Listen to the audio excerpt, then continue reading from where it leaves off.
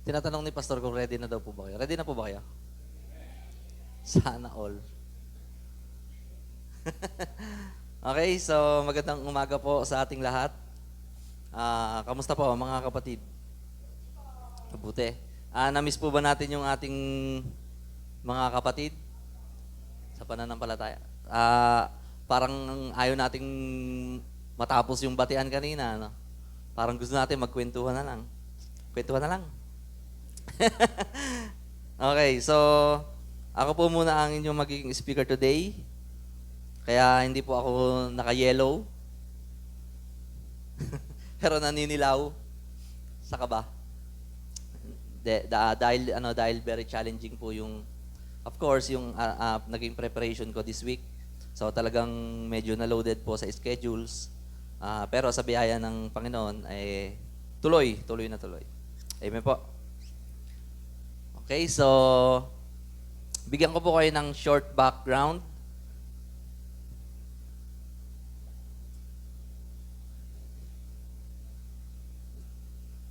Okay, bigyan ko po kayo ng short background para sa ating Bible study today.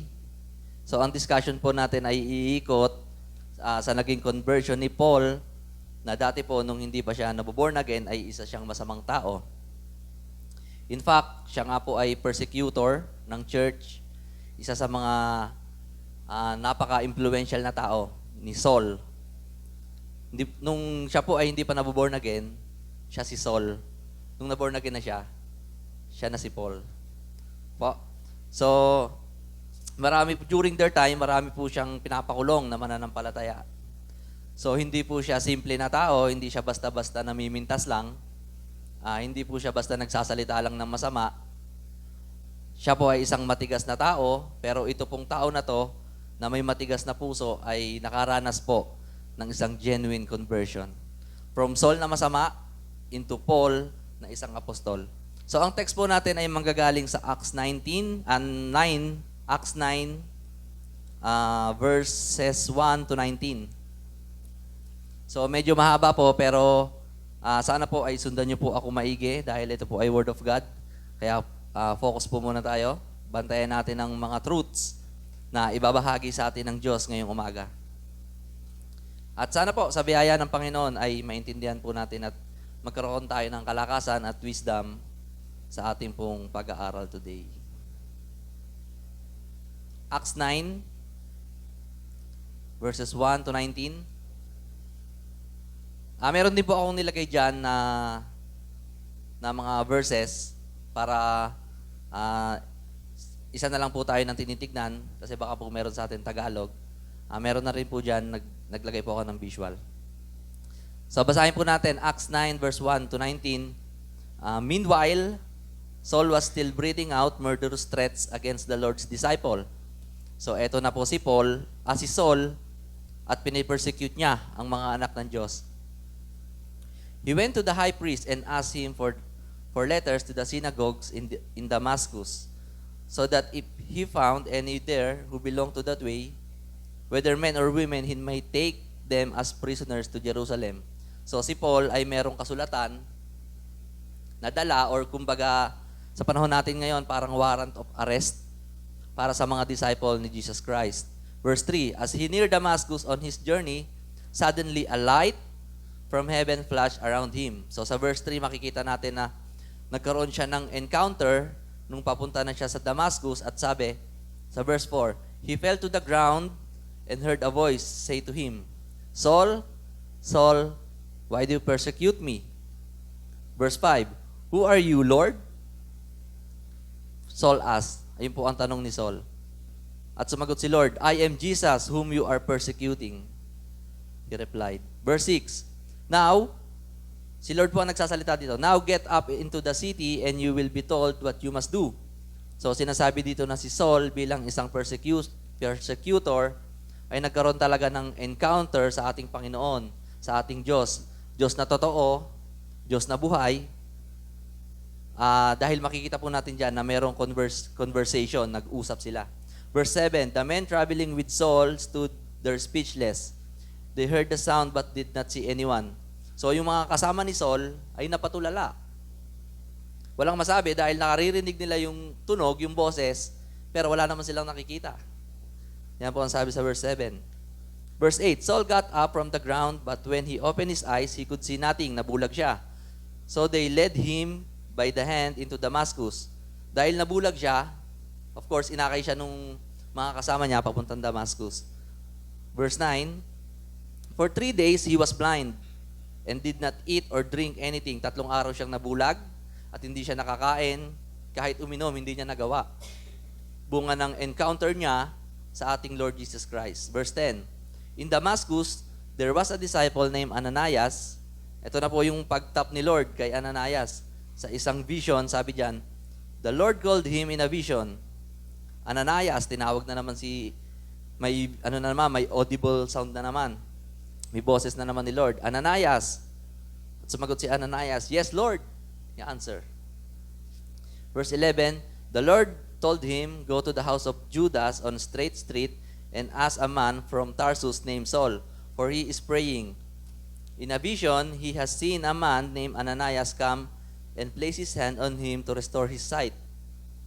Lord, sabi ni Ananias, I have heard many reports on this man and all the harm he has done for your holy people. 14, And he has come here with authority from the chief priest to arrest all who call on your name. So, nung sinabi ng Diyos na kay Ananias na restore mo yung sight, restore mo yung paningin ni Saul, ibalik mo yung paningin, medyo nag-alibay siya, medyo umapila siya. Sabi niya, Lord, marami akong naririnig na report dito sa taong to. Hinahamak niya ang mga anak mo. Persecutor yan. Pinapa-aresto niya ng lahat ng tatawag sa pangalan mo. Pero ang sagot ni Lord sa verse 15, But the Lord said to Ananias, Go. Go, sabi ni Lord. This man is my chosen instrument to proclaim my name to the Gentiles, very specific, and their kings, and to the people of Israel. I will show him how much he must suffer for my name. Then Ananias went to the house and entered it, placing his hand on Saul. He said, Brother Saul, the Lord Jesus who appeared to you on the road as you were coming here has sent me so that you may see again and be filled with the Holy Spirit. Immediately, something like scales fell from Saul's eyes, and he could see again. Nakakita na uli siya. He got up and was baptized, and after taking some food, he regained his strength. So, salamat po sa mga salita ni Lord. Medyo mahaba, pero sabi ko nga po, sana nasundan natin.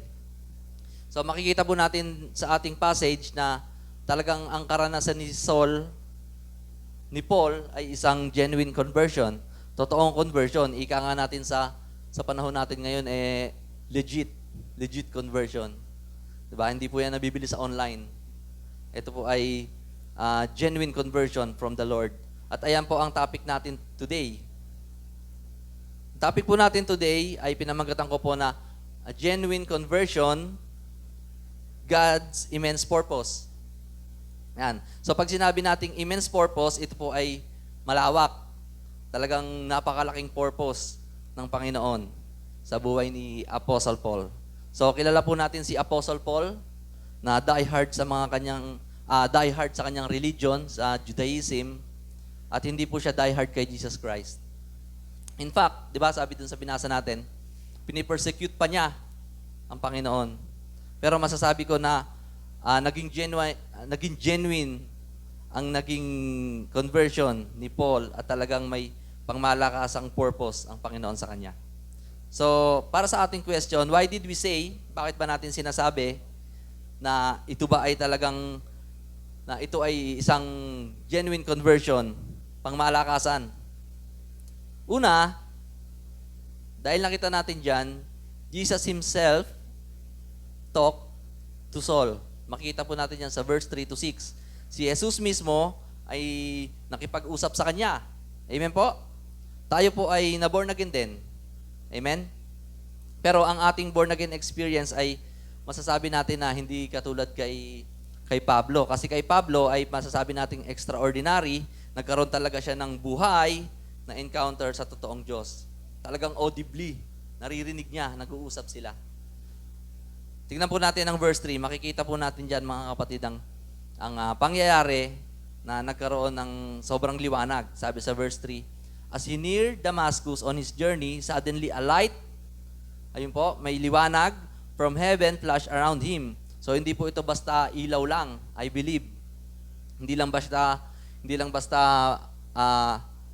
flashlight lang ng iPhone, hindi lang basta yung spotlight na yan na maliwanag ngayon.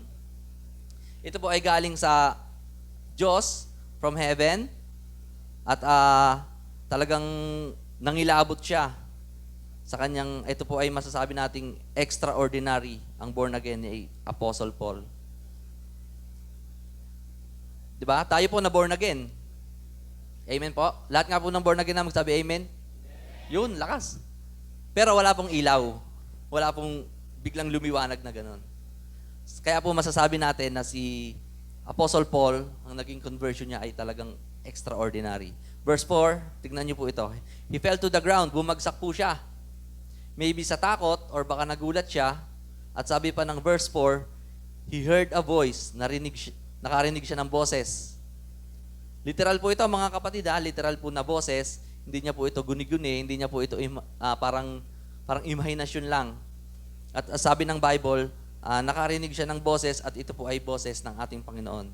So sa panahon po natin ngayon, ay kinakausap tayo ng Diyos sa ating mga puso, sa ating mga isip. Amen po? And that's faith. Dahil ngayon, pag bigla ka nakarinig ng boses, tatakbo ka. Di ba? Imagine mag-isa ka, may tatawag sa pangalan mo. Di ba? David, David. Takbo ka. Tatakbo ka talaga.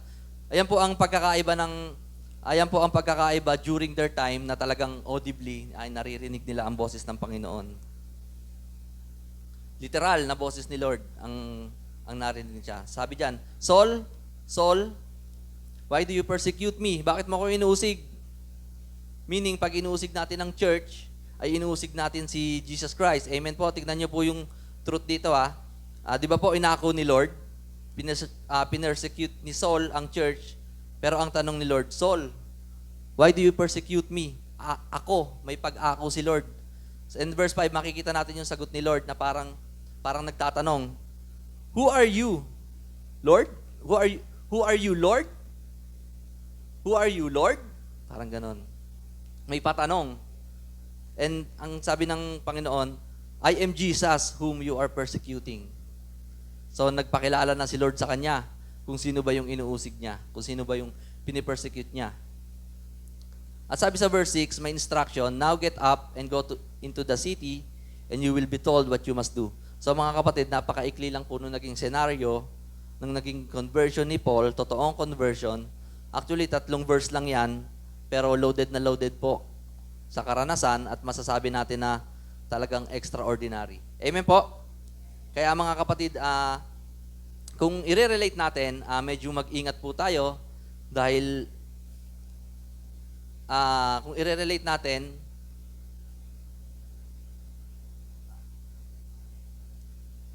baka kung i-relate po natin sa panahon natin ngayon, so baka tinatamad na tayo magpunta ng church, naboboringan ka na sa church. Ang ibig sabihin po nun, tinatamad ka na kay Lord.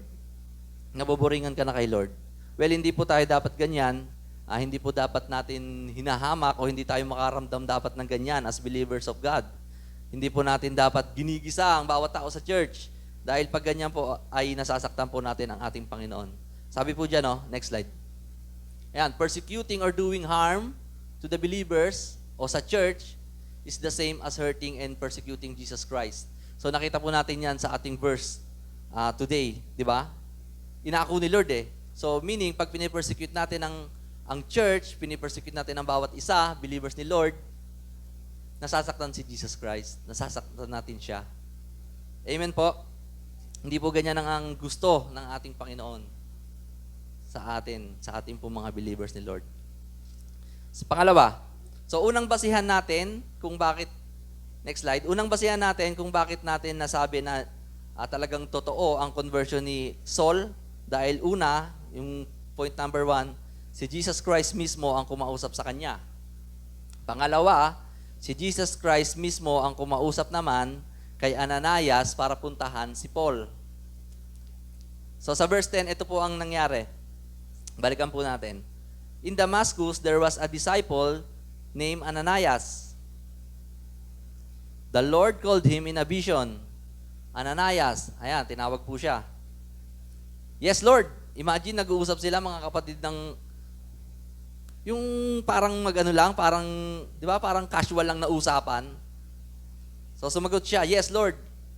Sabi ko nga po, during their time, ganyan po yung dealing ng dealing ng Panginoon sa kanila nung wala pa pong Bible.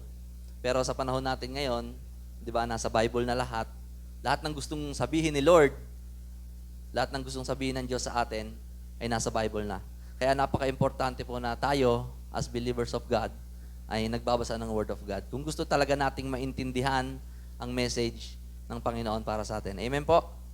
So sa verse 11, ang sabi po dito, may instruction. Pansinin niyo po yung verse 11, may instruction. The Lord told him, go to the house of Judah on Straight Street. Pumunta ka sa Judah, sa isang tuwid na daan, and ask for a man from Tarsus named Saul, for he is praying. Pumunta ka kay Judas at ipagtanong mo ang pangalang Saul at siya ay nananalangin. Kita niyo po yung trust dito, ang ganda-ganda. Di ba? Every time we pray, God notices our prayer. Amen? Kaya hindi po dapat natin kinu-question si Lord eh. Hindi po parang ang prayer natin nababaliwala. Baka sa ngayon, hindi pa binibigay ni Lord ang ating mga prayer. Pero ang gandang encouragement po niyan, mga kapatid, that God notices our prayer. Ayan alam ni Lord for He is praying. Sabi, kahit hindi po nakikita ng tao yung ating mga prayer, hindi po alam ng tao yung ating mga prayer, don't worry. God notices our prayer. Amen? At sa verse 12, ito naman ang sinabi, in a vision, he has seen a man named Ananias. At si Saul pala ay nakakakita na rin ng vision on that particular time. At nakita niya si Ananias, nabivision niya si Ananias na pupunta sa kanya, ipapatong ang kamay sa kanya at ibabalik ang kanyang paningin. Ayan po ang sabi sa verse 12. In a vision, he has seen a man named Ananias come and place his hand on him to restore his sight. Ibabalik, nabivision niya, ibabalik ang kanyang paningin. Verse 13, ito nga po yung sinasabi ko, may konting alibay si Ananias. Sabi niya, sabi ni Ananias, Lord, I have heard many reports on this man and all the harm he has done to your holy people in Jerusalem. Diba? Lord, marami ako naririnig na report sa taong yan. Hinahamak niya ng ang mga tao sa Jerusalem. At napunta yan dito para lang arestuhin ang lahat ng sasamba sa pangalan mo. Pero anong sabi nga ni Lord sa verse 15? May command, go! May command, go! He is my chosen instrument. So dito na po pumapasok ang sinasabi ko na immense, pangmalawakan, na purpose at pagtawag ng Diyos kay Saul. Matinding persecutor po yan, si Saul. At di ba?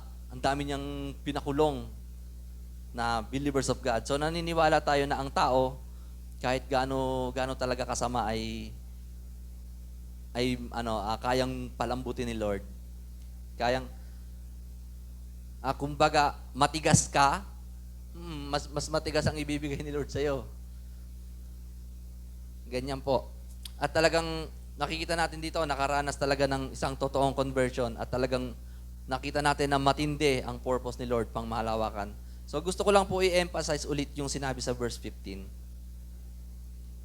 Sana po nasusundan niyo po ako But the Lord said to Ananias, yun nga po, go, this man is my chosen instrument. Ang ganda nun. Maraming klaseng instrumento. Okay? Dito, ang dami-dami. May instrumento sa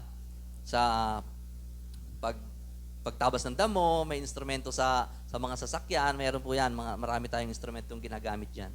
Ang ganda-ganda. Pero dito, ang sinasabi po ng Diyos, very specific.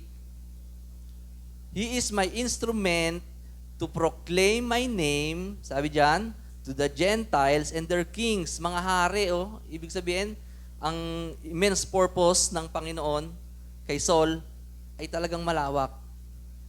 Mga hari, mga kapatid. And to the people of Israel, massive, pang maramihan. Talagang napaka-immense po ng design ng Lord kay Paul. At sa verse 17, makikita natin ang pagsunod. Then Ananias went to the house and entered it, placing his hand on Saul. So ayun na nga, pinatong ang kamay. At sabi, he said, Brother Saul, the Lord Jesus who appeared to you on the road as you were coming here, He has sent me so that you may see again and be filled with the Holy Spirit. Pinadala ako dito ni Jesus na inuusig mo para ikaw ay makakitang muli, para ibalik ang paningin sa iyong pagkabulag at para mapuspos ka ng banal na Espiritu. Ayun po ang sinasabi dyan sa verse 17. Kaya napakaganda po na tayo as believers ng Panginoon ay puspos po ng Holy Spirit. Amen? Napakahalaga po niyan, mga kapatid. So, dito po sa ating point number 1 and point number 2, nakikita natin yung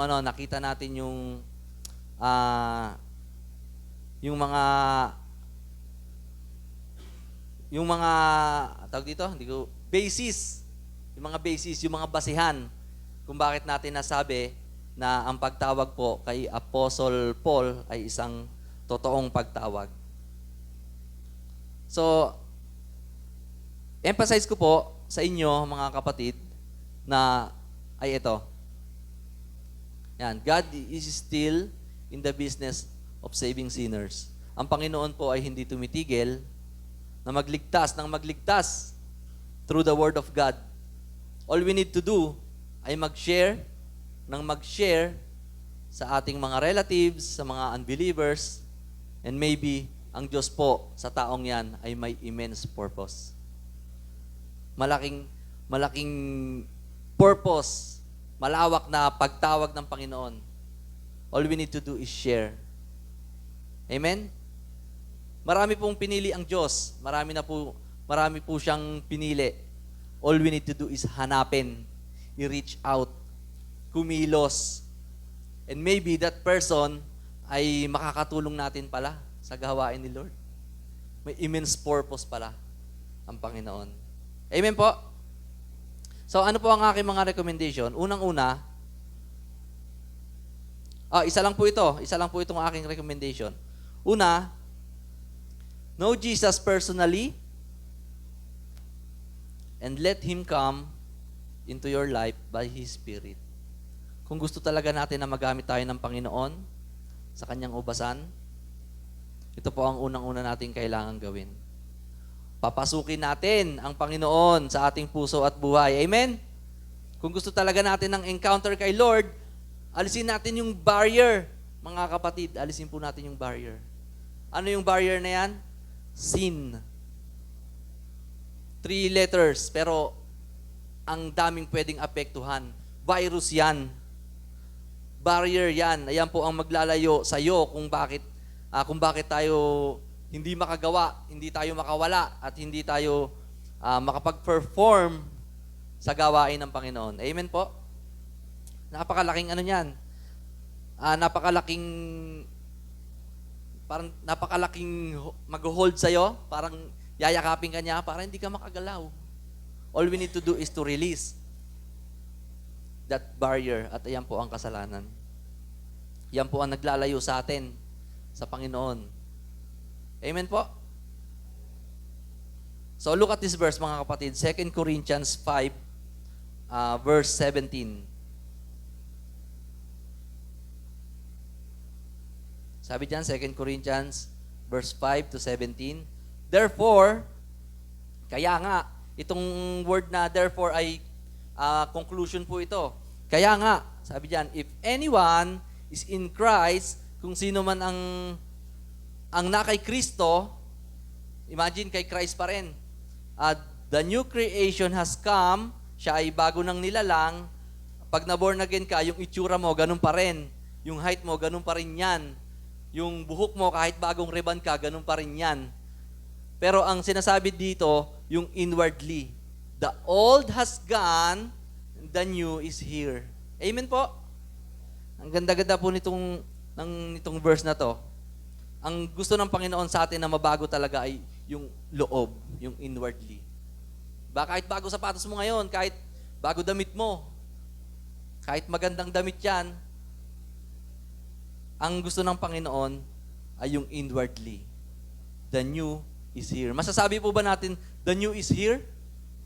Amen? Diba? Ang ganda-ganda po nito 2 Corinthians verse 5 to 17.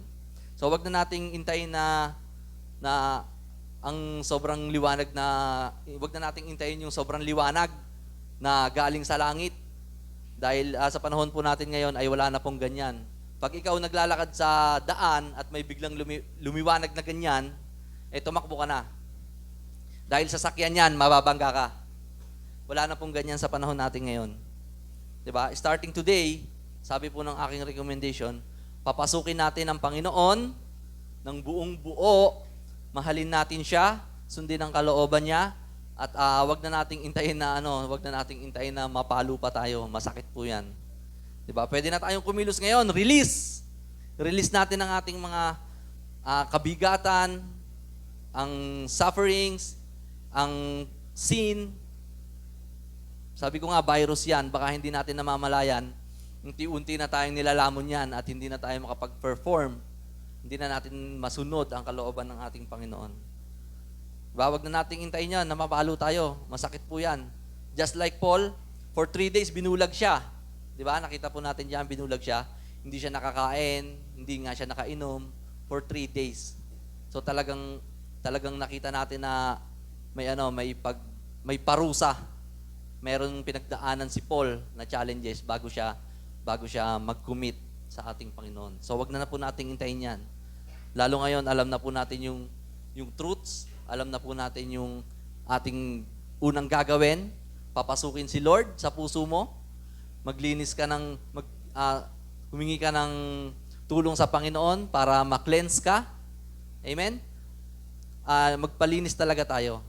Dahil parang tayo, 'di ba? Paano tayo uupo dito kung madumi yan? Same thing with God. Paano siya papasok sa iyo? Paano siya mananahan sa iyo?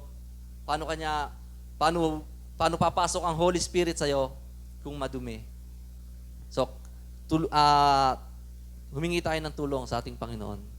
Gawin po nating prayer yan. Cleanse us. Hindi po natin kaya yan sa sarili lang natin. Amen po? Kailangan natin ng tulong mula sa Diyos. Kung gusto po natin itong number 1, let Him come into your life by His Spirit. Talagang, yan po ang masasabi ko na unang-unang dapat gawin. At pag nagawa po natin yan, marami pong covered yan. Marami pong covered yan. Kaya na nating mag-ministry, kaya na nating mag-perform, kaya na nating mag-evangelize. Marami pong bagay ang magagawa natin pag ito po ang ginawa natin. Let Him come into your life by His Spirit. Pakisabi nga po natin, I am a new creation. Sige po, I am a new creation. Yan, talagang i-declare na natin dahil alam na po natin ngayon ang katotohanan na ang unang-unang kailangan natin ay si Jesus Christ. Amen po? So, kung matagal na tayong born again, pero hindi tayo nagpapagamit pa sa Diyos, hanggang ngayon, baka po tayo may malaking problema inwardly. Maybe this is the time para ipagpag ang mga kalawang ng ating pagiging isang Kristiyano. Diba? Pagpag na po natin yan. So, kamusta po tayong last week, Holy Week? Amen? Diba? Kumurot ba sa atin na ang Panginoon ay naghirap? Marami tayong napapanood na movie. Marami tayong mga nakikita sa TV. Di ba? Kumurot po ba sa ating mga puso? Ang naghirap si Lord, duguan siya, na-crucify siya, pinako siya sa krus. Para ano? Para iligtas lang tayo sa ating kasalanan. Kaya bang gawin ng mga katabi natin yon? Ngayon, may kasalanan ka, liligtas ka ni Vince? Ay wala, hindi po ganoon. Pero ang Diyos ay nagpapako sa krus para lang iligtas tayo sa ating kasalanan. So, pag ikaw ngayon, sisipol-sipol ka pa lang, pakuya-kuya-kuy ka pa lang, baka hindi po ganyan ang purpose ng Panginoon sa atin. Hindi po ganyan. Gamitin po natin ang mga spiritual gifts na binigay ng Diyos sa atin. Ang unang-una natin gagawin, start a new life in Christ. Hindi lang new look na panlabas. Katulad ko, bagong gupit. Hindi lang new look.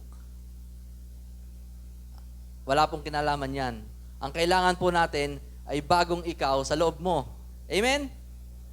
So, I think, na-share ko na po sa inyo ang ating pong Bible study today. At sana po ay meron po kayong mga spiritual gems na nakuha. At naka-encourage po ako sa inyo. At sana po ay this time, kung meron po tayong pagkukulang ay maitama na natin. Maitama na natin sa ating Panginoon. Amen? Huwag na po nating hintayin mabulag tayo. At may sobrang liwanag dahil mababangga ka na ng mga sasakyan. Amen po? Invite ko po kayong lahat na tumayo. At bago po tayo mag-pray, sana po itong kantang to ay mas magbigay ng diin sa ating pong naging topic today. God's immense purpose. Napakalaki po ng purpose ng ating Panginoon sa ating mga buhay as Christians. Sige po, namnamin po natin ang lyrics ng song na to. At sana po, simulan po natin dahil ang sinasabi po dito sa kantang to ay parang recommitment natin sa ating Panginoon. Hindi po tayo uuwi today nang hindi po natin nakikilala ang ating Panginoon. So, maybe through this song ay mas ma-encourage tayo at mas ma-reinforce ang ating pong naging topic today.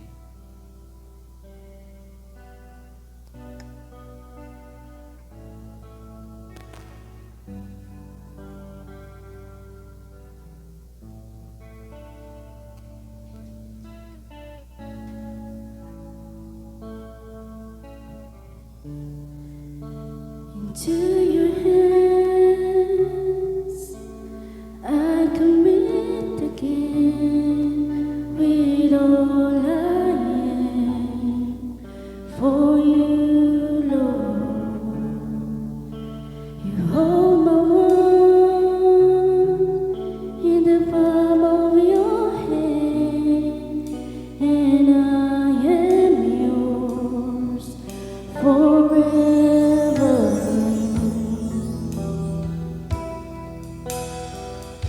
Umawit po tayo mga kapatid. Jesus, I believe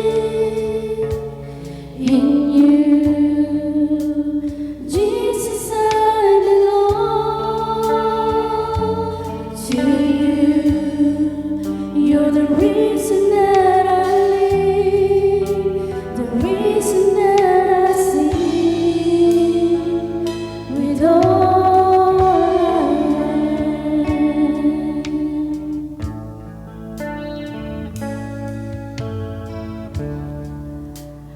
walk with you wherever you go, through tears and joy. I'll trust in you, and I will live in all of your ways, in your promises forever.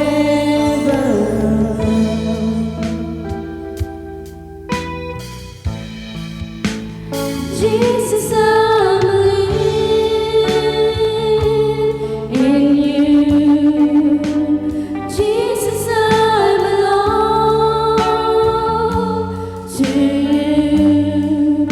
You're the reason that I live, the reason that I sing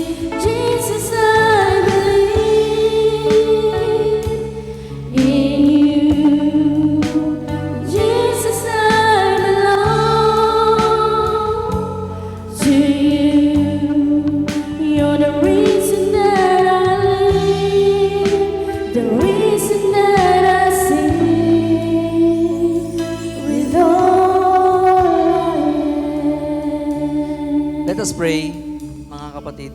Let's bow our heads and close our eyes. Panginoon, salamat po sa truths na binigay mo sa amin ngayong umaga.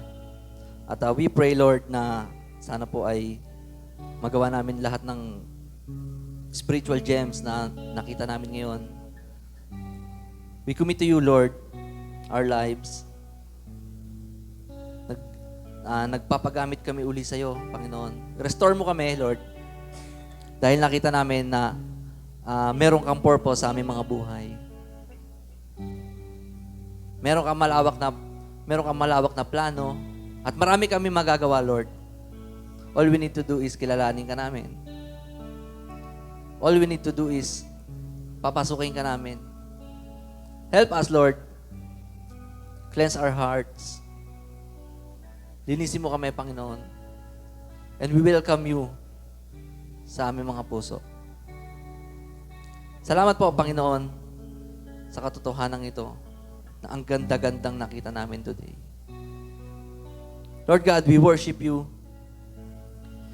We worship you today. Ibabalik namin sa iyo lahat-lahat dahil sa katotohanan ito. We worship you, Lord. Let's sing this song again. Let's worship the Lord. Thank you, Lord. Let's worship the Lord, mga kapatid. I will worship you. I will worship. Voice out natin. We worship you, Lord. I will worship. Salamat po, Panginoon. I will worship. Salamat po sa pagliligtas mo, Panginoon. I will worship you. Salamat po. Maraming salamat, Panginoon. I will worship. Come on, church. Let's worship God. I will Worship the Lord. worship. Let's believe in the Lord. Jesus, I believe in you. Jesus, I belong Yes. to you. We are a new creation. We belong to you, Lord. The reason that I live, the reason that I sing. Jesus, I believe in you. Jesus, I belong to you. You're the reason that I live, the reason that I sing. With all I Amen. am. Palakpakan po natin ang ating Panginoon. Thank you, Lord. Thank you, Lord. God bless po sa bawat isa.